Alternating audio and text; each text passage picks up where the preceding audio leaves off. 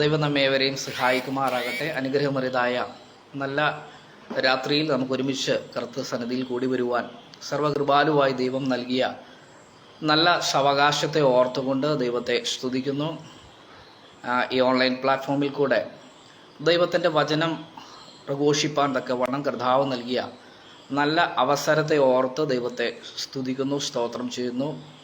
ഇന്ന് രാത്രിയിൽ കടന്നു വന്നിരിക്കുന്ന ഏവർക്കും വേഗം വരുന്ന കർത്താവായ യേശു ക്രിസ്തുവിൻ്റെ നാമത്തിലുള്ള നിസ്തുല്യമായ സ്നേഹവന്ദനത്തെ പ്രാരംഭമായി അറിയിക്കുന്നു.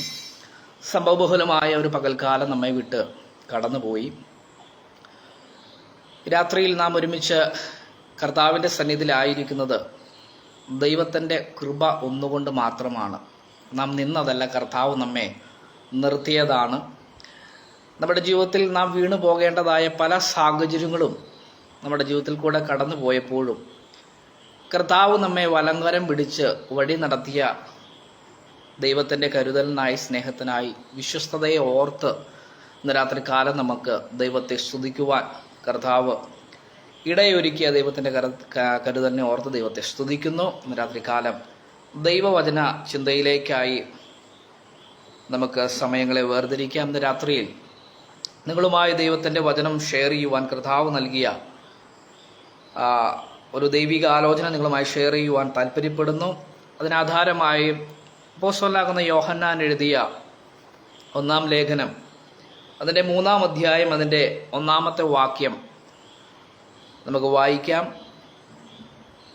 കാൺമിൻ, നാം ദൈവമക്കൾ എന്ന് വിളിക്കപ്പെടുവാൻ പിതാവ് നമുക്ക് എത്ര വലിയ സ്നേഹം നൽകിയിരിക്കുന്നു, അങ്ങനെ തന്നെ നാം ആകുന്നു. ദൈവത്തിൻ്റെ പരിശുദ്ധമായ നാമം വാഴ്ത്തപ്പെടുമാറാകട്ടെ. നാം എല്ലാവരും ദൈവസന്നിധിയിൽ ദൈവമക്കളായി ജീവിക്കുവാൻ താല്പര്യപ്പെടുന്നവരും ദൈവമക്കളായി ജീവിപ്പാൻ വിളിക്കപ്പെട്ടവരുമാണ് നാം.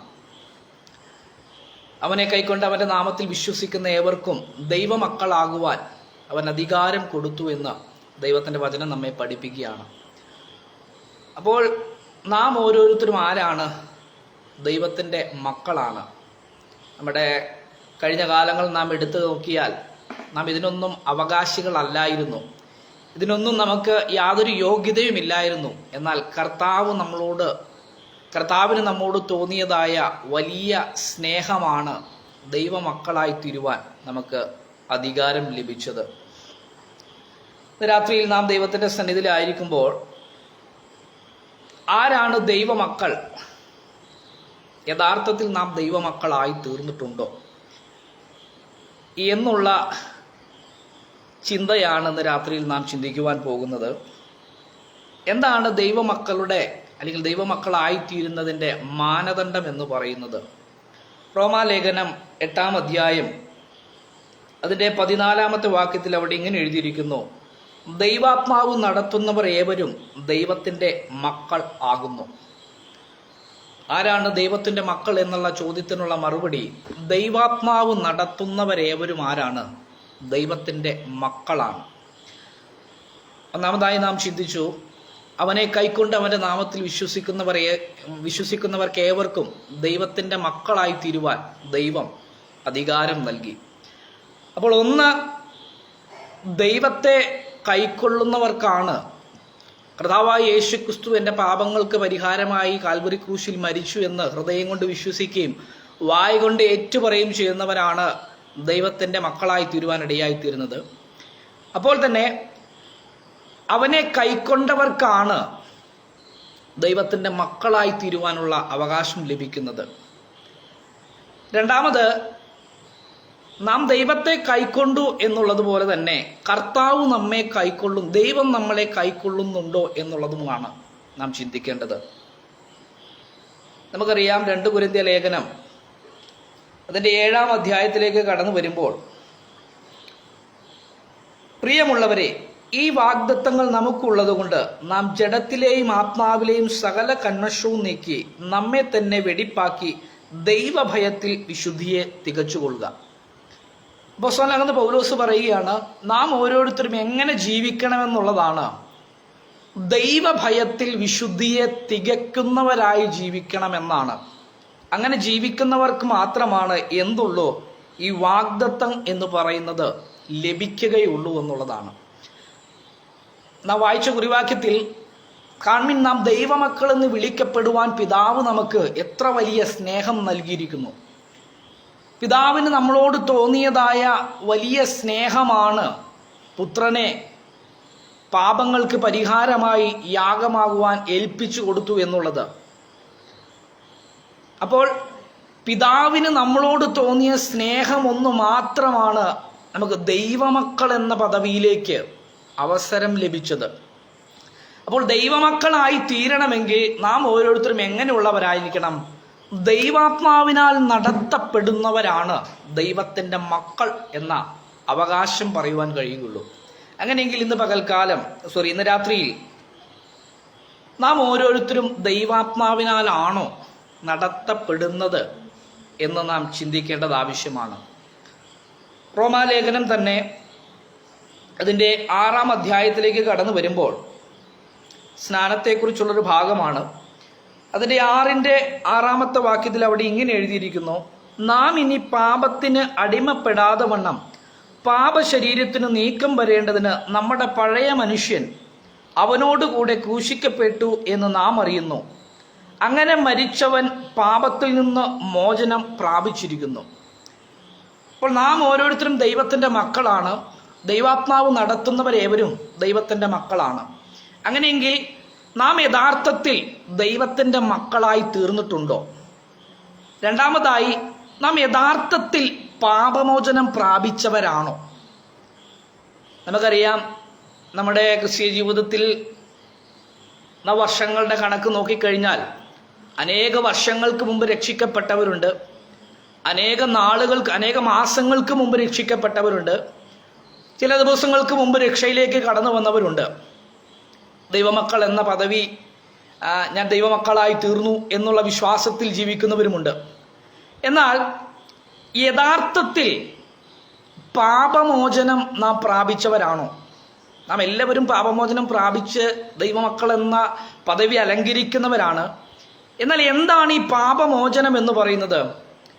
അവിടെ 6-ാം അധ്യായം ആരംഭിക്കുമ്പോൾ അവിടെ ഇങ്ങനെ എഴുതിയിരിക്കുന്നു: ആകയാൽ നാം എന്തു പറയേണ്ടു? കൃപ വരികേണ്ടതിന് പാപം ചെയ്തുകൊണ്ടിരിക്കുക എന്നോ? ഒരു നാളും അരുത്. പാപസംബന്ധമായി മരിച്ചവരായ നാം ഇനി അതിൽ ജീവിക്കുന്നത് എങ്ങനെ?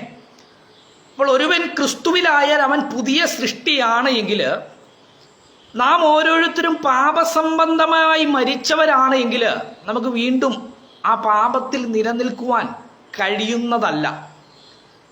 അപ്പോൾ യഥാർത്ഥത്തിൽ ക്രിസ്തേശുവിൻ്റെ ഭാവം നമ്മളിലേക്ക് വരുമ്പോൾ മാത്രമാണ് നമുക്ക് എന്ത് ചെയ്യുവാൻ കഴിയുള്ളൂ? നമുക്ക് യഥാർത്ഥമായി പാപത്തോട് പ്രാണത്യാഗത്തോളം എതിർത്ത് നിൽക്കുവാൻ കഴിയുകയുള്ളൂ. എബ്രായ ലേഖനത്തിലേക്ക് കടന്നു വരുമ്പോൾ നിങ്ങൾ പാപത്തോട് പ്രാണത്യാഗത്തോളം എതിർത്ത് നിന്നിട്ടില്ല എന്നാണ് ലേഖകൻ പറയുന്നത്. ഇതുവരെയും പാപത്തോട് പ്രാണത്യാഗത്തോളം നമുക്ക് പോരാടുവാൻ കഴിയുന്നില്ല എങ്കിൽ നമ്മുടെ ക്രിസ്തീയ ജീവിതത്തിൽ നാം പരാജയപ്പെട്ടു പോകുവാനിടയായിത്തീരും. ഇവിടെ പറയുകയാണ്, പാപസംബന്ധമായി മരിച്ചവരായ നാം ഇനി അതിൽ ജീവിക്കുന്നത് എങ്ങനെ? അല്ല, യേശുക്രിസ്തുവിനോട് ചേരുവാൻ സ്നാനമേറ്റവരായ നാം എല്ലാവരും അവന്റെ മരണത്തിൽ പങ്കാളികളാകുവാൻ സ്നാനമേറ്റിരിക്കുന്നു എന്ന് നിങ്ങൾ അറിയുന്നില്ലയോ? അങ്ങനെ നാം അവന്റെ മരണത്തിൽ പങ്കാളികളായി തീർന്ന സ്നാനത്താൽ അവനോട് കൂടെ കുഴിച്ചിടപ്പെട്ടു. ക്രിസ്തു മരിച്ചിട്ടും പിതാവിന്റെ മഹിമയിൽ ജീവിച്ചെഴുന്നേറ്റതുപോലെ നാമും ജീവന്റെ പുതുക്കത്തിൽ നടക്കേണ്ടതിന് തന്നെ അവന്റെ മരണത്തിന്റെ സദൃശ്യത്തോട് നാം ഏകീഭവിച്ചവരായെങ്കിൽ പുനരുദ്ധാനത്തിന്റെ സദൃശ്യത്തോടും ഏകീഭവിക്കും. നാം ഇനി പാപത്തിന് അടിമപ്പെടാതെ വണ്ണം പാപശരീരത്തിന് നീക്കം വരേണ്ടതിന് നമ്മുടെ പഴയ മനുഷ്യൻ അവനോടുകൂടെ ക്രൂശിക്കപ്പെട്ടു എന്ന് നാം അറിയുന്നു. അപ്പോൾ എങ്ങനെയാണ് പാപമോചനം നാം പ്രാപിക്കുന്നത്? നമ്മുടെ പഴയ മനുഷ്യനെ ആരോടുകൂടെ ക്രൂശിക്കപ്പെടണം? ക്രിസ്തുവിനോട് കൂടെ ക്രൂശിക്കപ്പെട്ടു എങ്കിൽ മാത്രമേ നമുക്ക് യഥാർത്ഥമായ പാപമോചനം പ്രാപിച്ചു എന്ന് നമുക്ക് പറയുവാൻ കഴിയുകയുള്ളൂ. അങ്ങനെയെങ്കിൽ ഇന്ന് രാത്രികാലം ദൈവസന്നിധിയിലായിരിക്കുന്ന പ്രിയ ദൈവജനമേ, നാം ഓരോരുത്തരും യഥാർത്ഥമായി പാപമോചനം പ്രാപിച്ചിട്ടുണ്ടോ? നമ്മുടെ പഴയ മനുഷ്യനെ ക്രിസ്തുവിനോട് കൂടെ പൂർണ്ണമായും കുഴിച്ചിടപ്പെട്ടിട്ടുണ്ടോ എന്ന് ഇന്ന് രാത്രിയിൽ നാം ശോധന ചെയ്യേണ്ടത് ആവശ്യമാണ്. കാരണം ക്രിസ്തുവിനോടുകൂടെ നമ്മുടെ പഴയ മനുഷ്യൻ ക്രൂശിക്കപ്പെട്ടിട്ടുണ്ടെങ്കിൽ മാത്രമേ നമുക്ക് എന്ത് ലഭിക്കുകയുള്ളൂ? പാപമോചനം എന്നത് പ്രാപിക്കുവാൻ കഴിയുകയുള്ളൂ. 7-ാം വാക്യത്തിൽ നാം വായിച്ചത് ഇങ്ങനെയാണ്: അങ്ങനെ മരിച്ചവൻ പാപത്തിൽ നിന്നോ മോചനം പ്രാപിച്ചിരിക്കുന്നു. അപ്പോൾ ദൈവത്തിന്റെ വചനം വ്യക്തമായി പറയുകയാണ്, നമ്മുടെ പഴയ മനുഷ്യൻ എന്ന് പറയുന്നത് നമ്മുടെ അധർമ്മത്തിന് അടിമകളാക്കി ജീവിച്ചു കൊണ്ടിരുന്നതായ, അല്ലെങ്കിൽ അധർമ്മത്തിന് വേണ്ടിയിട്ട് ഏൽപ്പിക്കപ്പെട്ടതായ, അധർമ്മത്തിന്റെ ദാസന്മാരായി ജീവിച്ചു കൊണ്ടിരുന്ന നമ്മുടെ പഴയ മനുഷ്യനെ ക്രിസ്തു നിമിത്തം പൂർണ്ണമായും ക്രൂശിക്കപ്പെട്ടിട്ടില്ല എങ്കിൽ നാം യഥാർത്ഥത്തിൽ പാപമോചനം പ്രാപിച്ചിട്ടില്ല എന്നാണ് ദൈവവചനം ഇവിടെ ഓർപ്പിക്കുന്നത്. അങ്ങനെയെങ്കിൽ ഇന്ന് രാത്രിയിൽ നാം ശോധന ചെയ്യേണ്ടത് ആവശ്യമാണ്. കാലങ്ങളായി, വർഷങ്ങളായി നാം രക്ഷയിലേക്ക് കടന്നു വന്നു, ക്രിസ്തീയ ജീവിതം നയിച്ചുകൊണ്ടിരിക്കുന്നു. എന്നാൽ യഥാർത്ഥമായി നമ്മുടെ പഴയ മനുഷ്യനെ വീണ്ടും വീണ്ടും പൊങ്ങി വരുന്നുണ്ട് എങ്കിൽ നാം യഥാർത്ഥമായി പാപമോചനം പ്രാപിച്ചിട്ടുണ്ടോ എന്ന് നാം ശോധന ചെയ്യേണ്ടത് ആവശ്യമാണ്. നാം ഓരോരുത്തരും മനുഷ്യരാണ്. നമ്മുടെ ആത്മാവിൻ്റെ വീണ്ടെടുപ്പ് മാത്രമാണ് പ്രാപിച്ചിട്ടുള്ളത്. എന്നാൽ നമ്മുടെ ഈ ശരീരം പാപമംഗുലമായ ലോകത്തിൽ ജീവിക്കുമ്പോൾ, പാപത്തിന്റെ സ്വാധീനമുള്ള അല്ലെങ്കിൽ പാപത്തിന്റെ ലാഞ്ചനയുള്ള ഒരു ശരീരത്തിൽ നാം വസിക്കുമ്പോൾ ഈ ലോകത്തോടൊരു അട്രാക്ഷൻ എപ്പോഴും ഉണ്ടായിരിക്കും. എന്നാൽ അതിനെ അനുദിനം നാം ജയിക്കുന്നവരായി തീരണമെന്നാണ് ദൈവത്തിന്റെ വചനം ഓർപ്പിക്കുന്നത്. അപ്പോൾ നാം ഓരോരുത്തരും ആരാണ്? ദൈവത്തിന്റെ മക്കളാണ്. ദൈവത്തിന്റെ മക്കളായി തീരണമെങ്കിൽ പ്രധാനമായും നമ്മുടെ പഴയ മനുഷ്യനെ പൂർണ്ണമായും ക്രിസ്തുവിൽ ക്രൂശിക്കപ്പെടുന്ന ഒരനുഭവം ഉണ്ടായിരിക്കണം. അവനോടുകൂടെ കുഴിച്ചിടപ്പെട്ടെങ്കിൽ മാത്രമേ അവനോടുകൂടെ ഉയർത്തെഴുന്നേൽക്കുവാൻ കഴിയുകയുള്ളൂ. അപ്പോൾ പാപസംബന്ധമായി മരിച്ചവരായ നാം ഇനി അതിൽ ജീവിക്കുന്നത് എങ്ങനെ? ഒരുവൻ പാപസംബന്ധമായി പൂർണ്ണമായും കുഴിച്ചിടപ്പെട്ടിട്ടുണ്ടെങ്കിൽ അവന്റെ പഴയ മനുഷ്യനല്ല, അവൻ ഉയർത്തെഴുന്നേൽക്കുമ്പോൾ തേജസ്സിന്റെ അനുഭവത്തിൽ ജീവിക്കുന്നത് പോലെ ക്രിസ്തുവിന്റെ ഭാവമുള്ളവരായി ജീവിക്കുവാനാണ് കർത്താവ് നമ്മെ ഓരോരുത്തരെയും വിളിച്ച് വേർതിരിച്ചിരിക്കുന്നത്. അപ്പോൾ തന്നെ ഇന്ന് രാത്രിയിൽ നാം ദൈവത്തിന്റെ സന്നിധിയിലായിരിക്കുമ്പോൾ ഇങ്ങനെ ദൈവത്തിന്റെ മക്കളായി തീർന്നിട്ടുണ്ടെങ്കിൽ മാത്രമേ അവനോട് കൂടെയുള്ള അവകാശം നമുക്ക് ലഭിക്കുകയുള്ളൂ. നാം വായിച്ച വാക്യത്തില് റോമാലേഖനം 8-ാം അധ്യായത്തിന്റെ 14-ാമത്തെ വാക്യത്തിൽ ദൈവാത്മാവ് നടത്തുന്നവർ ഏവരും ദൈവത്തിന്റെ മക്കളാകുന്നു. അങ്ങനെയെങ്കിൽ ഇന്ന് രാത്രിയിൽ നമ്മുടെ ക്രിസ്തീയ ജീവിതം നാം മുമ്പോട്ട് നയിക്കുമ്പോൾ നാം പൂർണ്ണമായും ദൈവാത്മാവിനാൽ തന്നെയാണോ നടത്തപ്പെടുന്നതെന്ന് നാം ശോധന ചെയ്യേണ്ടത് ആവശ്യമാണ്. കാരണം നമ്മുടെ ജീവിതത്തിൽ പ്രതികൂലങ്ങളും പ്രതിസന്ധികളും നേരിടുമ്പോൾ പലപ്പോഴും നമ്മുടെ ബുദ്ധിക്കും യുക്തിക്കും നമ്മുടെ സാഹചര്യങ്ങൾക്കും അനുസരിച്ച് നാം ജീവിച്ചു പോകുന്ന ഒരു അനുഭവമാണ് പൊതുവെ നാം കണ്ടുകൊണ്ടിരിക്കുന്നത്. എന്നാൽ യഥാർത്ഥമായി ദൈവാത്മാവിനാൽ തന്നെ നടത്തപ്പെടുന്ന ഒരു ഭക്തന് മാത്രമേ അവൻ ദൈവമകനാണ് അല്ലെങ്കിൽ ദൈവമകളാണ് എന്ന് പൂർണ്ണമായി ഉറപ്പിച്ചു പറയുവാൻ കഴിയുകയുള്ളൂ. ഞാനൊരു ദൈവവൈതലാണ് എന്ന് എനിക്ക് വാക്കുകൊണ്ട് പറയുവാൻ കഴിയും. മറ്റുള്ളവരുടെ മുമ്പിൽ ഞാനൊരു ഭക്തനാണ് എന്ന് എനിക്ക് കാണിക്കുവാൻ കഴിയും. പക്ഷെ യഥാർത്ഥമായി ഞാനും ദൈവവുമായുള്ള ബന്ധത്തിൽ ദൈവസന്നിധിയിൽ നിൽക്കുമ്പോൾ എൻ്റെ മനസാക്ഷി എന്നെ കുറ്റം വിധിക്കാതെ വണ്ണം ഞാൻ പൂർണ്ണമായും ദൈവാത്മാവിനാലാണ് നടത്തപ്പെടുന്നത് എന്നുള്ള ബോധ്യമായിരിക്കണം നമുക്ക് ദൈവത്തോടുള്ള നന്ദിയായി പ്രതിഫലിക്കേണ്ടത്. അങ്ങനെയെങ്കിൽ ഇന്ന് രാത്രിയിൽ നാം നമ്മെ തന്നെ ശോധന ചെയ്യണം. നാം ദൈവത്തിന്റെ മക്കൾ ആയി തീർന്നിട്ടുണ്ടോ? യഥാർത്ഥമായി പാപമോചനം നാം പ്രാപിച്ചിട്ടുണ്ടോ?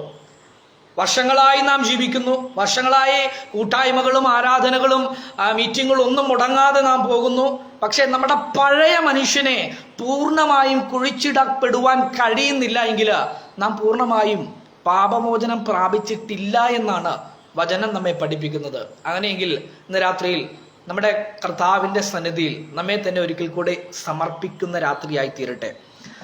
ഇന്ന് രാത്രിയിൽ പൂർണ്ണമായും ദൈവത്തെ അനുസരിക്കുന്ന ഒരു തലമുറയായി, അല്ലെങ്കിൽ ദൈവത്തെ പൂർണ്ണമായി അനുസരിക്കുന്ന, ദൈവാത്മാവിനാൽ പൂർണ്ണമായി നടത്തപ്പെടുന്ന ഒരു ക്രിസ്തീയ ജീവിതം അല്ലെങ്കിൽ ഒരു വ്യക്തിത്വമായി തീരുവാൻ തക്കവണ്ണം ഈ രാത്രിയിൽ നമ്മെ തന്നെ ഒരിക്കൽ കൂടെ സമർപ്പിക്കേണ്ടത് ആവശ്യമാണ്.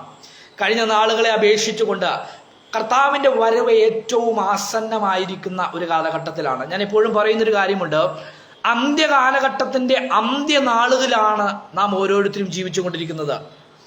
നാം പ്രിയം വെച്ച നാട്ടിൽ നാം ചെല്ലേണ്ടതായ സമയങ്ങൾ വളരെ അതിക്രമിച്ചു കൊണ്ടിരിക്കുകയാണ്. കർത്താവിൻ്റെ വരവ് ഏറ്റവും ആസന്നമായിരിക്കുന്ന ഈ അന്ത്യനാഴികയിൽ നാം നമ്മുടെ ജീവനും വിശുദ്ധിയുമുള്ള സമ്പൂർണ്ണ യാഗമായ ആരാധനയായി നാം നമ്മെ തന്നെ സമർപ്പിച്ചില്ല എങ്കിൽ നാം കൈവിടപ്പെട്ടു പോകുവാനിടയായിത്തീരും. നാം വായിച്ച കൊരിന്ത്യ ലേഖനത്തിൽ അവിടെ നാം ഇങ്ങനെയാണ് നാം കണ്ടത്. എന്താണ്? പ്രിയമുള്ളവരെ, ഈ വാഗ്ദത്തങ്ങൾ നമുക്കുള്ളത് കൊണ്ട് നാം ജഡത്തിലെയും ആത്മാവിലെയും സകല കന്മഷവും നീക്കി നമ്മെ തന്നെ വെടിപ്പാക്കി ദൈവഭയത്തിൽ വിശുദ്ധിയെ തികയ്ക്കുക. അപ്പോൾ ദൈവഭയത്തിൽ വിശുദ്ധിയെ തികയ്ക്കുന്ന അല്ലെങ്കിൽ വിശുദ്ധിയെ കാത്തു സൂക്ഷിക്കുന്ന ഒരു തലമുറയ്ക്ക് മാത്രമേ, ഒരു ഭക്തന് മാത്രമേ ക്രിസ്തുവിൻ്റെ അവകാശം പ്രാപിക്കുവാൻ കഴിയുകയുള്ളൂ എന്ന് ദൈവവചനം നമ്മെ ഓർപ്പിക്കുകയാണ്. അതുകൊണ്ട് തന്നെ 8-ാം അധ്യായത്തിന്റെ താഴത്തേക്ക് നാം വായിക്കുമ്പോൾ, റോമാലേഖനം 8:15 മുതൽ നാം വായിക്കുമ്പോൾ, നിങ്ങൾ പിന്നെയും ഭയപ്പെടേണ്ടതിന് ദാസ്യത്വത്തിന്റെ ആത്മാവിനെയല്ല, നാം അബ്ബാ പിതാവേ എന്ന് വിളിക്കുന്ന പുത്രത്വത്തിന്റെ ആത്മാവിനെ അത്രേ പ്രാപിച്ചത്. നാം ദൈവത്തിന്റെ മക്കൾ എന്ന് ആത്മാവുദാനും നമ്മുടെ ആത്മാവോട് സാക്ഷ്യം പറയുന്നു. നാം മക്കളെങ്കിലോ അവകാശികളും ക്രിസ്തുവിന് കൂട്ടവകാശികളും തന്നെ. നാം അവനോടുകൂടെ തേജസ്കരിക്കപ്പെടേണ്ടതിന് അവനോടുകൂടെ കഷ്ടമനുഭവിച്ചാൽ അത്രേ. അങ്ങനെയെങ്കിൽ ഇന്ന് രാത്രിയിൽ നാം ദൈവത്തിൻ്റെ മക്കളാണ്, അല്ലേ? നാം ഓരോരുത്തരും ആരാണ്? ദൈവത്തിൻ്റെ മക്കൾ എന്ന പദവി അലങ്കരിക്കുന്നവരാണ്. നാം ദൈവത്തിൻ്റെ മക്കളാണ് എങ്കിൽ നമ്മെ തന്നെ നാം ശോധന ചെയ്യണം. പൂർണ്ണമായും ദൈവാത്മാവിനാലാണോ നാം നടത്തപ്പെടുന്നത്? മാത്രമല്ല, ദൈവത്തിൻ്റെ മക്കളായി തീരുന്നവർക്കാണ് എന്തുള്ളൂ? ക്രിസ്തുവിൻ്റെ അവകാശം എന്ന ആ പ്രക്രിയയിലേക്ക് പ്രവേശനമുള്ളൂ. ഈ റോമാലേഖനം തന്നെ 8-ാം അധ്യായത്തിന്റെ 29-30 വാക്യം വായിക്കുമ്പോൾ അവിടെ ഇങ്ങനെ എഴുതിയിരിക്കുന്നു, അവൻ മുന്നറിഞ്ഞവരെ തൻ്റെ പുത്രൻ അനേകം സഹോദരന്മാരിൽ ആദിജാതനാകേണ്ടതിന് അവന്റെ സ്വരൂപത്തോട് അനുരൂപരാകുവാൻ മുൻ നിയമിച്ചിരിക്കുന്നു. മുൻ നിയമിച്ചവരെ വിളിച്ചും വിളിച്ചവരെ നീതീകരിച്ചും നീതീകരിച്ചവരെ തേജസ്കരിച്ചും ഇരിക്കുന്നു. അപ്പോൾ ഒരു മുൻ നിയമനം നമ്മെക്കുറിച്ച് ദൈവത്തിന് ഉണ്ടായി എന്നുള്ളതാണ്. എഫേസ്യ ലേഖനം പഠിക്കുമ്പോൾ നമുക്ക് അവിടെ കാണുവാൻ കഴിയുന്നത്, ലോകസ്ഥാപനത്തിന് മുമ്പേ ക്രിസ്തുവിൽ നമ്മെ തിരഞ്ഞെടുത്തു എന്നുള്ളതാണ്. അപ്പോൾ നാം രക്ഷയിലേക്ക് വന്നത് ഏതാനും വർഷങ്ങൾക്കോ മാസങ്ങൾക്കോ ദിവസങ്ങൾക്കോ മുമ്പായിരിക്കാം. പക്ഷേ നമ്മെ ദൈവത്തിന്റെ സഭയുടെ അംഗമായി തീരണം, അല്ലെങ്കിൽ ദൈവസഭ എന്ന എന്താണ് ശരീരമാകുന്ന സഭയുടെ ഭാഗമായി തീരണം എന്നുള്ളത് ലോകത്തിന്റെ സ്ഥാപനത്തിന് മുന്നമേ ക്രിസ്തുവിൽ മറഞ്ഞിരുന്ന മർമ്മമായിരുന്നു എന്നുള്ളതാണ്. അപ്പോൾ നമ്മെക്കുറിച്ചുള്ള ദൈവിക പദ്ധതി എന്ന് പറയുന്നത് കർത്താവ് അനാദിയിൽ മുൻ നിയമിച്ചു എന്നുള്ളതാണ്. ആ മുൻ നിയമിച്ചവരെയാണ് കർത്താവ് എന്ത് ചെയ്തിരിക്കുന്നത്? വിളിക്കുവാനിടയായി തീർന്നത്. ഹല്ലേലൂയ. അങ്ങനെയെങ്കിൽ ഇന്ന് രാത്രിയിൽ നമ്മെക്കുറിച്ചുള്ള ദൈവത്തിന്റെ ഉദ്ദേശം എന്ന് പറയുന്നത് എന്താണ്? ക്രിസ്തുവിന്റെ അവകാശം പ്രാപിച്ചുകൊണ്ട് ക്രിസ്തുവിന്റെ മണവാട്ടിയായി യുഗായുഗമായി കർത്താവിനോട് കൂടെ വസിക്കുക എന്നുള്ള ആ ഒരു ശ്രേഷ്ഠകരമായ പദവിയാണ്. സ്വന്തം ജീവനേക്കാളേറെ ദൈവത്തെ സ്നേഹിക്കുന്ന നിർമ്മല കന്യകയായ മണവാട്ടി സഭ, അതായിരിക്കണം നാം ഓരോരുത്തരും. ഹല്ലേലൂയ. ഈ രാത്രിയെങ്കിൽ നമ്മെ തന്നെ ഒരിക്കൽ കൂടെ ദൈവകരങ്ങളിലേക്ക് നാം സമർപ്പിക്കേണ്ടത് ആവശ്യമാണ്. അവൻ മുൻ നിയമിച്ചവരെയാണ് എന്ത് ചെയ്തിരിക്കുന്നത്? വിളിച്ചിരിക്കുന്നത്. എന്തിനാണ് കർത്താവ് നമ്മളെ വിളിച്ചിരിക്കുന്നത്?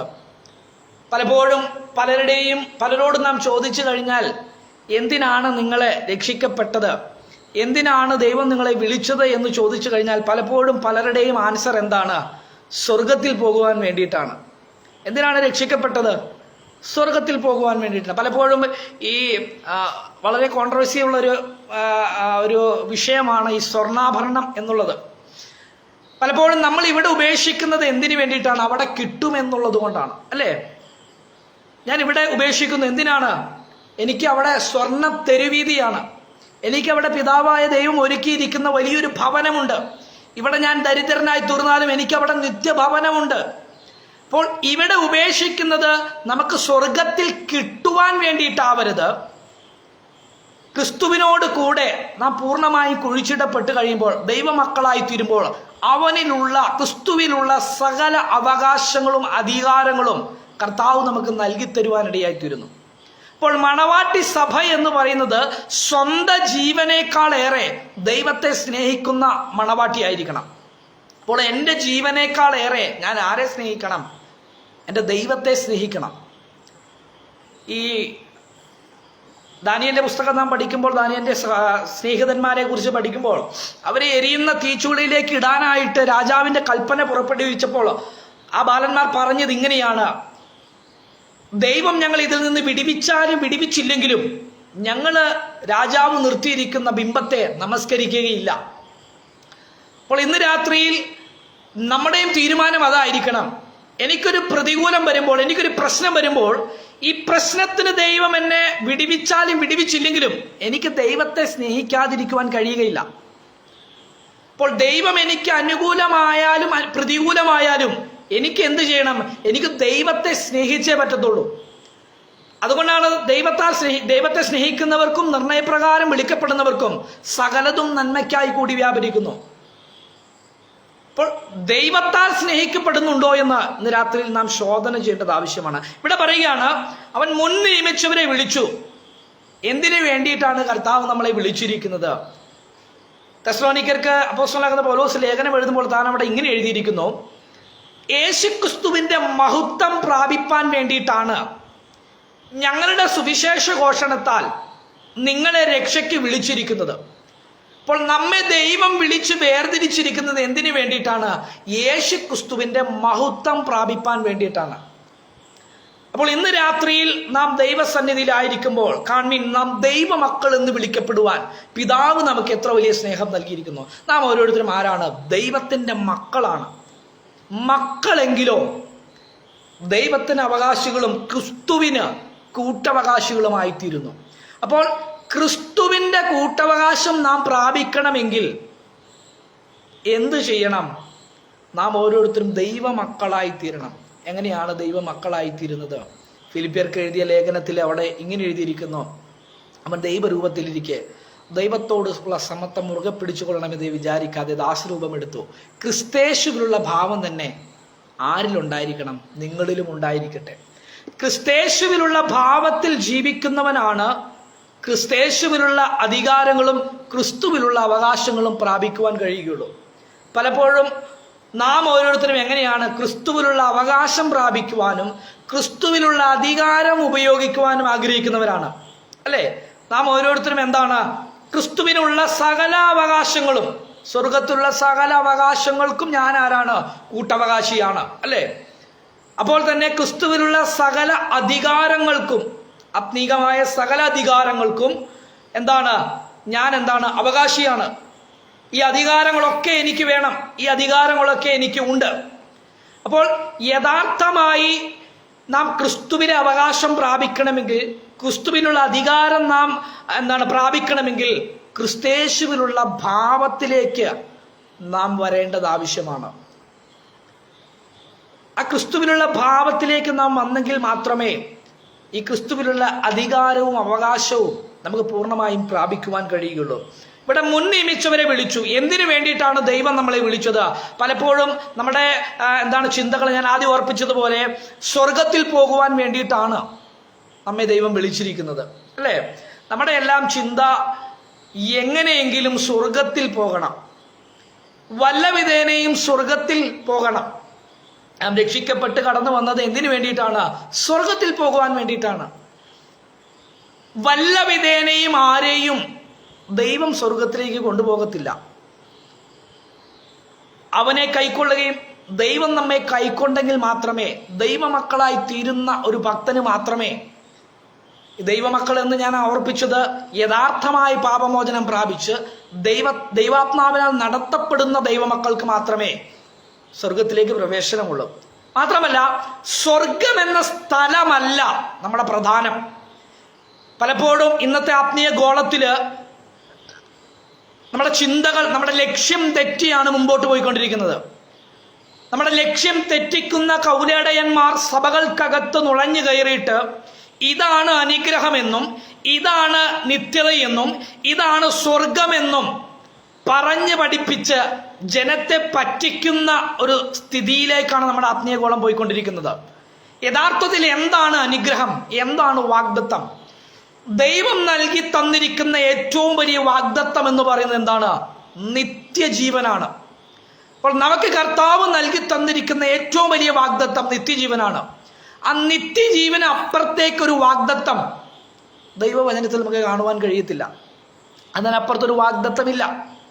അപ്പോൾ പലപ്പോഴും നമ്മുടെ ഈ വാഗ്ദത്തം എന്ന് പറയുന്നത് ഈ ലോകത്തിലെ നന്മകൾക്കും നമ്മുടെ മക്കളുടെ വിദ്യാഭ്യാസവും മക്കളുടെ സ്റ്റാറ്റസും അല്ലെങ്കിൽ മക്കളുടെ ഉയർച്ചയും മാത്രമായി ഒതുക്കപ്പെട്ടു പോകുമ്പോൾ, അനുഗ്രഹം എന്നത് ഒതുക്കപ്പെട്ടു പോകുമ്പോൾ, വാഗ്ദത്തം എന്നത് ഒതുക്കപ്പെട്ടു പോകുമ്പോൾ, ഇന്ന് രാത്രിയിൽ നാം തിരിച്ചറിയണം, ദൈവം നമുക്ക് നൽകി തന്നിരിക്കുന്ന ഏറ്റവും വലിയ വാഗ്ദത്തം എന്ന് പറയുന്നത് നിത്യജീവനാണ്.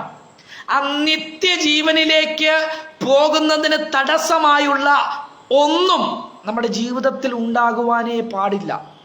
അപ്പോൾ കർത്താവ് നമ്മളെ വിളിച്ച് വേർതിരിച്ചിരിക്കുന്ന യേശുക്രിസ്തുവിന്റെ മഹത്വം പ്രാപിപ്പാൻ വേണ്ടിയിട്ടാണ്. യേശുക്രിസ്തുവിന്റെ മഹത്വം പ്രാപിക്കുവാൻ വേണ്ടിയിട്ടാണ് കർത്താവ് നമ്മളെ വിളിച്ച് വേർതിരിച്ചിരിക്കുന്നത്. ഇവിടെ ഞാൻ വായിച്ച വാക്യത്തിൽ ഇങ്ങനെ എഴുതിയിരിക്കുന്നു, വിളിച്ചവരെ നീതീകരിച്ചു. അപ്പോൾ ഒരു നീതീകരണം നമുക്ക് ലഭിച്ചു. നീതീകരണം നമുക്ക് ലഭിച്ചത് കൊണ്ട് മാത്രമാണ് നമുക്ക് ദൈവസന്നിധിയിൽ നിൽക്കുവാൻ കഴിയുന്നത്. എന്താണ് ദൈവത്തിന്റെ നീതി? ദൈവത്തിന്റെ നീതി എന്ന് പറയുന്നത് പാപം ചെയ്ത ദേഹി മരിക്കണം എന്നുള്ളത് ദൈവത്തിന്റെ നീതിയാണ്. എന്നാൽ പാപം ചെയ്ത ദേഹി മരിക്കണം എന്നുള്ളത് ദൈവത്തിന്റെ നീതിയായിരിക്കുമ്പോൾ അതിൽ നിന്നൊരു വിടുതലിന് വേണ്ടിയിട്ട് അതിനൊരു രക്ഷ ഒരുക്കി, ഒരു രക്ഷാമാർഗം ഒരുക്കി ദൈവിക നീതി നമുക്ക് വേണ്ടി വ്യാപരിപ്പാനിടയായി തീർന്നു. നമുക്കറിയാം, റോമാലേഖനം തന്നെ 3-ാം അധ്യായം അതിന്റെ 20-ാം വാക്യം നാം വായിക്കുമ്പോൾ 20-21 വാക്യങ്ങളിൽ, അതുകൊണ്ട് ന്യായപ്രമാണത്തിന്റെ പ്രവൃത്തികളാൽ ഒരു ജഡവും അവന്റെ സന്നിധിയിൽ നീതീകരിക്കപ്പെടുകയില്ല, ന്യായപ്രമാണത്താൽ പാപത്തിന്റെ പരിജ്ഞാനം അത്രേ വരുന്നത്. ഇപ്പോഴോ ദൈവത്തിന്റെ നീതി വിശ്വസിക്കുന്ന എല്ലാവർക്കും യേശുക്രിസ്തുവിലെ വിശ്വാസത്താലുള്ള ദൈവനീതി തന്നെ. അപ്പോൾ എന്താണ് ദൈവത്തിന്റെ നീതിയും ദൈവനീതിയും? ദൈവത്തിന്റെ നീതി എന്ന് പറയുന്നത് പാപം ചെയ്ത ദേഹി മരിക്കണം, അത് ദൈവത്തിന്റെ നീതിയാണ്. എന്നാൽ അതിൽ നിന്ന് ഒരു രക്ഷാമാർഗം ഒരുങ്ങിയുള്ളതാണ് ദൈവിക നീതി എന്ന് പറയുന്നത്. അപ്പോൾ ഇന്ന് രാത്രിയിൽ നാം ഓരോരുത്തരും നീതീകരിക്കപ്പെട്ടത് എന്തുകൊണ്ടാണ്? ഒരു രക്ഷാമാർഗമായ ദൈവിക നീതി ഒരുങ്ങിയത് കൊണ്ട് മാത്രമാണ്. അപ്പോൾ നീതീകരിച്ചവരെയാണ് എന്ത് ചെയ്തിരിക്കുന്നത്? തേജസ്കരിച്ചിരിക്കുന്നത്. വിളിച്ചവരെ നീതീകരിച്ചും നീതീകരിച്ചവരെ തേജസ്കരിച്ചും ഇരിക്കുന്നു. ഈ നീതീകരണത്തിനും തേജസ്കരണത്തിനും ഇടയിലുള്ള ഏറ്റവും വലിയ മർമ്മപ്രധാനമായ ഒരു പ്രക്രിയയാണ് വിശുദ്ധീകരണം എന്ന് പറയുന്നത്. ഇന്ന് രാത്രിയിൽ നാം ഓരോരുത്തരും ആരാണ്? ഓർക്കണം, ദൈവമക്കളാണ്. ദൈവമക്കളെങ്കിൽ ദൈവാത്മാവിനാൽ നടത്തപ്പെടുന്നവർ, പാപത്തിന്റെ യഥാർത്ഥമായ മോചനം പ്രാപിച്ചവർ ആണ് ദൈവാത്മാവിനാൽ നടത്തപ്പെടുന്നവരുമാണ് ദൈവമക്കൾ. അപ്പോൾ നീതീകരിച്ചവരെ എന്തു ചെയ്തിരിക്കുന്നു? തേജസ്കരിച്ചിരിക്കുന്നു.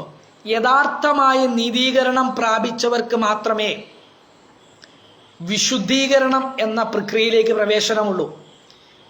ഈ വിശുദ്ധീകരണം പ്രാപിച്ചവർക്ക് മാത്രമാണ് തേജസ്കരണം എന്ന പ്രക്രിയയിലേക്കും പ്രവേശനമുള്ളൂ.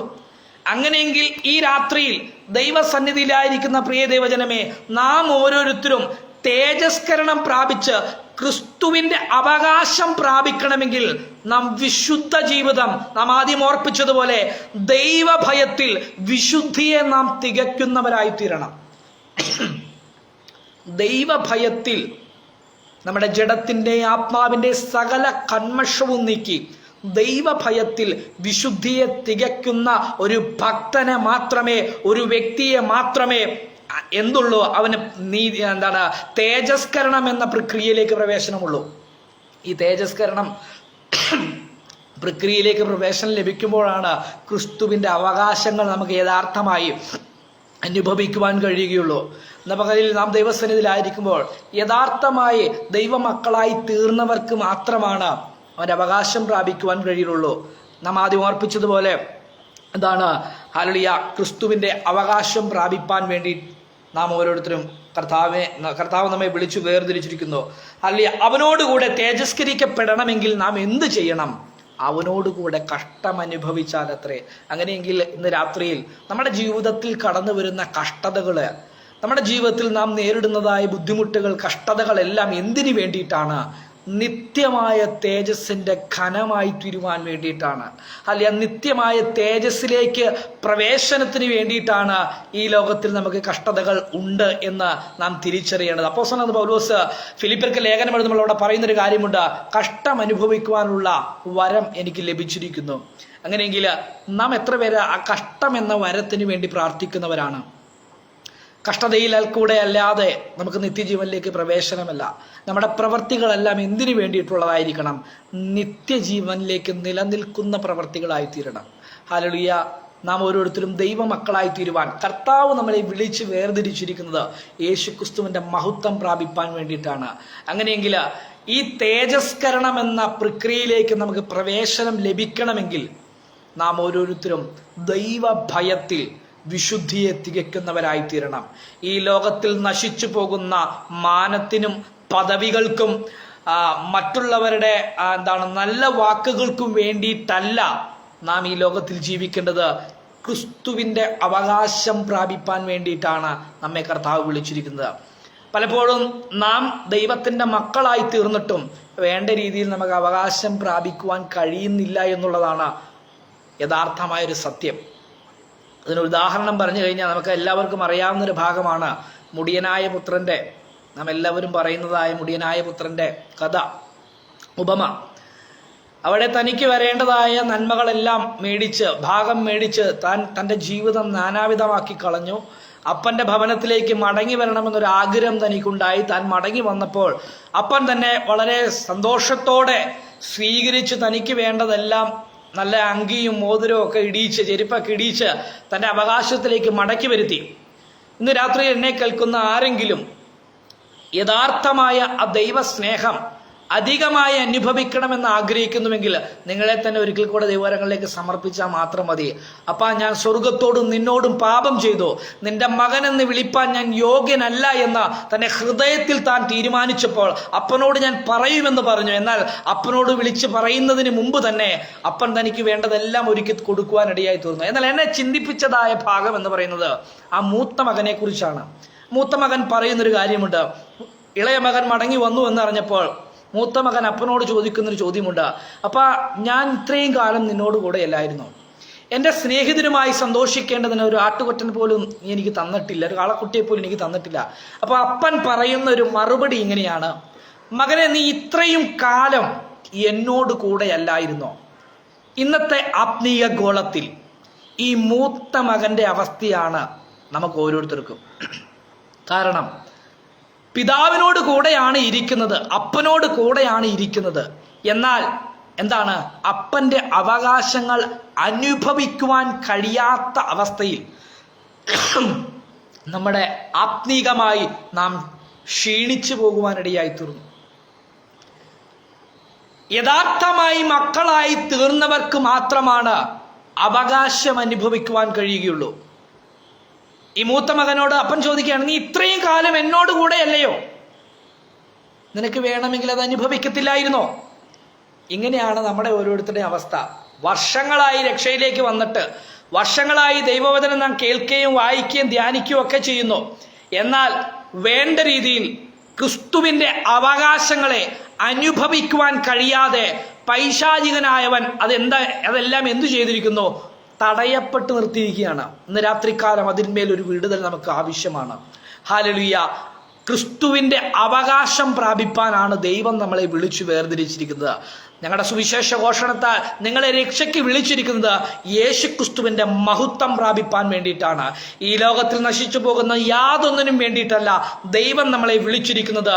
നീതീകരണം പ്രാപിച്ച് വിശുദ്ധീകരണത്തിൽ ജീവിച്ച് നിത്യ തേജസ്കരണം പ്രാപിപ്പാൻ വേണ്ടിയിട്ടാണ് കർത്താവ് നമ്മെ ഓരോരുത്തരെയും വിളിച്ചു വേർതിരിച്ചിരിക്കുന്നത്. അങ്ങനെയെങ്കിൽ ഈ രാത്രികാലം നാം ഓരോരുത്തരും നമ്മെ തന്നെ ഒരിക്കൽ കൂടെ ശോധന ചെയ്യണം. യഥാർത്ഥമായി പാപമോചനം ഞാൻ പ്രാപിച്ചോ? എൻ്റെ പഴയ മനുഷ്യനെ പൂർണ്ണമായും ഞാൻ ക്രിസ്തുവിൽ കുഴിച്ചിടപ്പെട്ടോ? 2, യഥാർത്ഥമായി ഞാൻ മകളായി തീർന്നോ? ദൈവാത്മാവ് നടത്തുന്നവരേവരും ദൈവത്തിൻ്റെ മക്കളാകുന്നു. അങ്ങനെയെങ്കിൽ നമ്മുടെ ക്രിസ്തീയ ജീവിതം നാം ഓരോരുത്തരും ഓരോ ദിവസവും നടത്തപ്പെടുന്നത് നമ്മുടെ ബുദ്ധിയിലാണോ, അതോ ദൈവാത്മാവിനാലാണോ? ഇന്ന് പകൽക്കാലം ഞാൻ എടുത്തൊരു വലിയ തീരുമാനം എന്ന് പറയുന്നത് പൂർണ്ണമായും ദൈവത്തെ അനുസരിക്കുക എന്നുള്ളതാണ്. പൂർണ്ണമായും ദൈവത്തെ അനുസരിക്കുക, ദൈവാത്മാവിന് പൂർണ്ണമായും നമ്മുടെ ലൈഫിനെ പൂർണ്ണമായും വിട്ടുകൊടുക്കുക എന്നുള്ളതാണ്. നാം ഓരോരുത്തരും മനുഷ്യരാണ്. പലപ്പോഴും ജീവിത സാഹചര്യങ്ങൾ കടന്നു വരുമ്പോൾ നമ്മൾ ബുദ്ധിയിൽ ചിന്തിച്ചു പോകാറുണ്ട്. എത്രയെല്ലാം പ്രതികൂലങ്ങൾ വന്നാലും ദൈവത്തെ അനുസരിക്കുവാൻ തക്കവണ്ണം, ഈ ഫിലിപ്പിയർക്ക് ലേഖനത്തിൽ അവിടെ പറയുന്നൊരു ഭാഗമുണ്ട്, ക്രിസ്തേശുവിന്റെ ഭാവം തന്നെ നിങ്ങളിലും ഉണ്ടായിരിക്കട്ടെ. അത് നിർബന്ധമായും പറയുന്നതാണ്. എന്നൊരു ദേവദാസൻ പ്രസംഗിച്ചപ്പോൾ പറഞ്ഞൊരു കാര്യമാണ്, ക്രിസ്തുവിന്റെ ഭാവം നിങ്ങളിൽ ഉണ്ടായിരിക്കട്ടെ എന്ന് പറയുന്നത് അത് നിർബന്ധമായും ഉണ്ടായിരിക്കേണ്ടതാണ്. അങ്ങനെയെങ്കിൽ ഈ ക്രിസ്തുവിന്റെ ഭാവമുള്ളവർക്ക് മാത്രമാണ് ക്രിസ്തുവിന്റെ അധികാരങ്ങളും ക്രിസ്തുവിലുള്ള അവകാശങ്ങളും പ്രാപിക്കുവാൻ കഴിയുകയുള്ളൂ. അങ്ങനെയെങ്കിൽ ഇന്ന് രാത്രിയിൽ നമ്മെ തന്നെ ദൈവകരങ്ങളിൽ അല്ലെങ്കിൽ ദൈവത്തിന്റെ മുമ്പാകെ നമ്മെ തന്നെ നാം ശോധന ചെയ്യണം. ഒരിക്കൽ കൂടെ നമ്മുടെ ഹൃദയത്തെ ദൈവകരങ്ങളിലേക്ക് സമർപ്പിക്കാം. ഈ നാളുകളിൽ ഒരു പേര് മാത്രമായ അല്ലെങ്കിൽ വിശ്വാസി എന്ന പേര് മാത്രമായി, അല്ലെങ്കിൽ ദൈവമക്കൾ അല്ലെങ്കിൽ ദൈവമകൾ, മകൻ എന്ന പേര് മാത്രമായിട്ടാണോ നാം മുമ്പോട്ട് പോയിക്കൊണ്ടിരിക്കുന്നത്? അതോ യഥാർത്ഥമായി ദൈവാത്മാവിനാൽ പൂർണ്ണമായി നടത്തപ്പെട്ട് ദൈവമക്കൾ എന്ന ആ പദവിയിലാണോ ഞാൻ ജീവിക്കുന്നത്?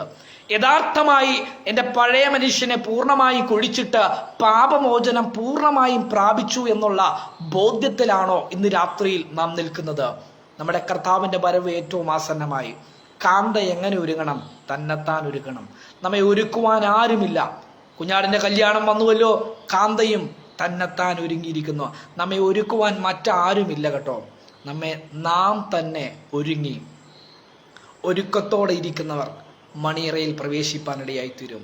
കർത്താവ് നമ്മളെ വിളിച്ചിരിക്കുന്നത് ഈ ലോകത്തിൽ നാം ഓടിയതും അധ്വാനിച്ചതും ഒക്കെ വൃഥാവായി തീരാണ്ടിരിക്കേണ്ടതിന് ഈ രാത്രിയിൽ നമ്മുടെ ക്രിസ്തീയ ജീവിതത്തെ ഒരിക്കൽ കൂടെ ദൈവകരങ്ങളിലേക്ക് സമർപ്പിക്കുക. കർത്താവേ, കഴിഞ്ഞ നാളുകളിൽ എൻ്റെ ബുദ്ധിയിലും എൻ്റെ യുക്തിയിലും എൻ്റെ ചിന്തയിലുമാണ് ഞാൻ എൻ്റെ ജീവിതത്തെ മുമ്പോട്ട് കൊണ്ടുപോയതെങ്കിൽ ഈ രാത്രിയിൽ യഥാർത്ഥമായി എൻ്റെ പഴയ മനുഷ്യയെ പൂർണ്ണമായും കുഴിച്ചിട്ടുകൊണ്ട് യഥാർത്ഥമായി പാപമോചനം പ്രാപിച്ചുകൊണ്ട് ദൈവാത്മാവിനാൽ നടത്തപ്പെട്ട് ദൈവമക്കളായി തീർന്ന ക്രിസ്തുവിൻ്റെ അവകാശം പ്രാപിപ്പാൻ, കർത്താവിനോട് കൂടെ ആയിരിക്കാൻ, കർത്താവ് താൻ ഗംഭീരനാഥത്തോടും പ്രധാന ദൂതന്റെ ശബ്ദത്തോടും സ്വർഗത്തിൽ നിന്ന് ഇറങ്ങി വരികയും ക്രിസ്തുവിൽ മരിച്ചവർ മുമ്പേ ഉയർത്തെഴുന്നേൽക്കുകയും പിന്നെ ജീവനോട് ശേഷിക്കുന്ന നാമും കർത്താവിനോടുകൂടെ മേഘങ്ങളിൽ എടുക്കപ്പെടും. അതിൻ്റെ അവസാന വാക്യത്തിൽ എഴുതിയിരിക്കുന്നു, ഇങ്ങനെ നാം ക്രിസ്തുവിനോട് കൂടെ ആയിരിക്കും. കർത്താവ് നമ്മളെ വിളിച്ച് വേർതിരിച്ചിരിക്കുന്നത് ക്രിസ്തുവിനോട് കൂടെ ആയിരിക്കുവാൻ വേണ്ടിയിട്ടാണ്. ഈ ലോകത്തിലെ ഏറ്റവും വലിയ ഭീകരത എന്ന് പറയുന്നത് ദൈവത്താൽ ഒരു മനുഷ്യൻ കൈവിടപ്പെട്ടു പോവുക എന്നുള്ളതാണ്. ഈ ലോകത്തിൽ നമുക്ക് എന്തെല്ലാം ഉണ്ടെങ്കിലും ദൈവത്താൽ നാം കൈവിടപ്പെട്ടു പോയി കഴിഞ്ഞാൽ നമ്മൾ ഇവിടെ ഓടിയതും അധ്വാനിച്ചതും ഒക്കെ വൃഥാവായി തീരുവാനിടയായിത്തീരും. അങ്ങനെയെങ്കിൽ ദൈവാത്മാവിനാൽ നടത്തപ്പെടുന്ന ദൈവമക്കളെ മാത്രം ചേർക്കാനാണ് കർത്താവ് മേഘത്തിൽ പ്രത്യക്ഷനാകുന്നത്. ഈ രാത്രിയിൽ നമ്മുടെ തലകളെ ദൈവസന്നിധിയിൽ വണക്കാം. കർത്താവിൻ്റെ മുമ്പാകെ നമുക്കൊരിക്കൽ കൂടെ സമർപ്പിക്കപ്പെടാം. കർത്താവേ, കഴിഞ്ഞ നാളുകളിൽ യഥാർത്ഥമായി പാപമോചനം പ്രാപിച്ച് യഥാർത്ഥമായി ദൈവാത്മാവിനാൽ നടത്തപ്പെടുന്ന ഒരു ജീവിതം എനിക്ക് ഇന്ന് രാത്രിയിൽ പൂർണ്ണമായും അനുഭവിക്കുവാൻ തക്കവണ്ണം, അവകാശത്തെ അനുഭവിപ്പാൻ തക്കവണ്ണം ഈ രാത്രിയിൽ നമ്മെ തന്നെ ഏൽപ്പിച്ചു കൊടുക്കുവാൻ തയ്യാറാണെങ്കിൽ നിശ്ചയമായും നമ്മുടെ പ്രാക്ടിക്കൽ ക്രിസ്ത്യൻ ലൈഫ് മുമ്പോട്ട് കൊണ്ടുപോകാൻ തക്കവണ്ണം ദൈവാത്മാവ് നമ്മെ സഹായിപ്പാനിടയായിത്തീരും. കർത്താവിൻ്റെ കരങ്ങളിലേക്ക് നമുക്ക് ഏൽപ്പിച്ചു കൊടുക്കാം. യഥാർത്ഥമായി ദൈവാത്മാവിനാൽ നടത്തപ്പെടുന്ന ഒരു ക്രിസ്ത്യ ജീവിതം, ദൈവാത്മാവിനാൽ നടത്തപ്പെട്ട് ദൈവമക്കളായി തീരുവാൻ തക്കവണ്ണം ഈ രാത്രികാലം ഒരവസരം കൂടെ കർത്താവ് നമുക്ക് ഒരുക്കിയിരിക്കുകയാണ്. നാം ഇവിടെ എന്തെല്ലാം നേടിയാലും, ഇവിടെ നമുക്ക് എന്തെല്ലാം ഉണ്ടെന്ന് പറഞ്ഞാലും ദൈവത്താൽ നാം കൈവിടപ്പെട്ടു പോയി കഴിഞ്ഞാൽ, പൂർണ്ണമായും ദൈവമക്കളായി തീർന്നിട്ടില്ല എങ്കിൽ, പൂർണ്ണമായും പാപമോചനം നാം പ്രാപിച്ചിട്ടില്ല എങ്കിൽ നാം കൈവിടപ്പെട്ടു പോകുവാനിടയായിത്തീരും. നാം നിത്യനരകത്തിലേക്ക് പോകുവാനിടയായിത്തീരും. പിശാച് നമ്മളെക്കുറിച്ച് ആഗ്രഹിക്കുന്നത് മറ്റൊന്നുമല്ല, അവൻ നമ്മുടെ ലക്ഷ്യം തെറ്റിക്കുക എന്നുള്ളതാണ്. നമ്മുടെ ലക്ഷ്യം എന്ന് പറയുന്നത് നിത്യജീവനാണ്. നമുക്ക് കർത്താവ് നൽകി തന്നിരിക്കുന്ന ഏറ്റവും വലിയ വാഗ്ദത്തം നിത്യജീവനാണ്. ആ നിത്യജീവനിലേക്ക് നിലനിൽക്കുന്ന പ്രവർത്തികളെ ചെയ്തുകൊണ്ട് ഭയത്തോടെ വിശുദ്ധിയെ തികച്ചുകൊണ്ട് നീതീകരണം പ്രാപിച്ചവരായ നാം ഓരോരുത്തരും ഭയത്തോടെ വിശുദ്ധീകരണം പ്രാപിക്കുവാൻ തക്കവണ്ണം. എങ്ങനെയാണ് നാം വിശുദ്ധീകരണം പ്രാപിക്കുന്നത്? വചനം പറയുകയാണ്, പ്രാർത്ഥനയാലും ദൈവവചനത്താലും വിശുദ്ധീകരണം പ്രാപിക്കുന്നു. ഈ രാത്രികാലം നമ്മെ തന്നെ ഒരിക്കൽ കൂടെ ദൈവവരങ്ങളെ കേൾപ്പിക്കാം. കർത്താവേ, നല്ല രാത്രിക്കായി സ്തോത്രം. ഈ രാത്രിയിൽ കർത്താവേ, ഞങ്ങൾ ഒരുമിച്ച് കർത്തൃസന്നിധിയിലായിരുന്നത് ഞങ്ങളുടെ ഏവരുടെയും ജീവിതത്തിൽ അനുഗ്രഹത്തിനും വിടുതലിനും ഉദ്ധാരണത്തിനും കാരണമാക്കി തീർക്കണമേ. കഴിഞ്ഞ നാളുകളിൽ ഞങ്ങളുടെ കുറവുകളെ ബലഹീനതകളെ കർത്താവെ അവിടുന്ന് ഓർക്കരുതെന്നോർത്ത് പ്രാർത്ഥിക്കുന്നു, അവിടുന്ന് കണക്കിടരുന്നോർത്ത് പ്രാർത്ഥിക്കുന്നു. ഈ രാത്രിയിൽ കർത്താവെ പൂർണ്ണമായും പാപമോചനം പ്രാപിച്ചുകൊണ്ട് ഞങ്ങളുടെ പഴയ മനുഷ്യനെ പൂർണ്ണമായും ക്രിസ്തുവിൽ കുഴിച്ചിടപ്പെട്ട് ഒരു പുതു മനുഷ്യനെ ധരിച്ചുകൊണ്ട് ദൈവാത്മാവിനാൽ നടത്തപ്പെട്ടുകൊണ്ട് ദൈവമക്കളായി തീരുവാൻ തക്കവണ്ണം ഈ രാത്രിയിൽ ഒരിക്കൽ കൂടെ ഞങ്ങളെ തന്നെ സമ്പൂർണ്ണമായി സമർപ്പിക്കുന്നു. മക്കളെങ്കിലോ ദൈവത്തിന് അവകാശികളും ക്രിസ്തുവിന് കൂട്ടവകാശികളും ആയിത്തീരുന്നു. ഹല്ലേലൂയ. ക്രിസ്തുവിന്റെ കൂട്ടവകാശം പ്രാപിപ്പാൻ തക്കവണ്ണം, ക്രിസ്തുവിലുള്ള അധികാരങ്ങൾ അനുഭവിപ്പാൻ തക്കവണ്ണം കർത്താവെ, ആ ക്രിസ്തയേശുവിന്റെ ഭാവത്തിലേക്ക് ഞങ്ങളെ ഒരിക്കൽ കൂടെ മടക്കി കൊണ്ടുവരുമാറാകണമേ. ഞങ്ങൾ മടങ്ങി വരേണ്ടതിന് കർത്താവെ അവിടെ ഞങ്ങളെ മടക്കി വരുത്തുമാറാകണമെന്നോർത്ത് പ്രാർത്ഥിക്കുന്നു. മൂത്ത മോനെ പോലെ കർത്താവെ, ഹല്ലേലൂയ സ്തോത്രം കർത്താവെ, ക്രിസ്തുവിനോട് കൂടെ ആയിരുന്നിട്ട് പിതാവിനോട് കൂടെ ആയിരുന്നിട്ട് അവകാശം അനുഭവിക്കുവാൻ കഴിയാത്ത ആ സ്ഥിതിയിലേക്ക് ഞങ്ങളെ നയിക്കരുതെന്നോർത്ത് പ്രാർത്ഥിക്കുന്നു. കർത്താവെ, ഇന്ന് രാത്രിയിൽ ക്രിസ്തുവിന്റെ അവകാശം പ്രാപിപ്പാൻ തക്കവണ്ണം ഞങ്ങളെ തന്നെ ദൈവകരങ്ങളിലേക്ക് സമ്പൂർണ്ണമായി താഴ്ത്തി സമർപ്പിക്കുന്നു. അവിടുന്ന് പ്രാർത്ഥനയാചന കേട്ടതിനായി സ്തോത്രം. യേശു ക്രിസ്തുവിൻ നാമത്തിൽ തന്നെ പിതാവേ, ആമേൻ, ആമേൻ, ആമേൻ. ഇന്ന് രാത്രികാലം ക്രിസ്തുവിന്റെ ഭാവമുള്ളവരായി, യഥാർത്ഥമായി പാപമോചനം പ്രാപിച്ചവരായി, യഥാർത്ഥമായി ദൈവാത്മാവിനാൽ നടത്തപ്പെടുന്നവരായി, ദൈവമക്കളായി തീർന്ന് ക്രിസ്തുവിന്റെ അവകാശങ്ങളെ പ്രാപിപ്പാൻ തക്കവണ്ണം, നിത്യജീവനിലേക്ക് പ്രവേശിപ്പാൻ തക്കവണ്ണം കർത്താവ് നമ്മെ ഓരോരുത്തരും സഹായിക്കുമാറാകട്ടെ. വിളിച്ചവരെ നീതീകരിച്ചും നീതീകരിച്ചവരെ തേജസ്കരിച്ചും ഇരിക്കുന്നു.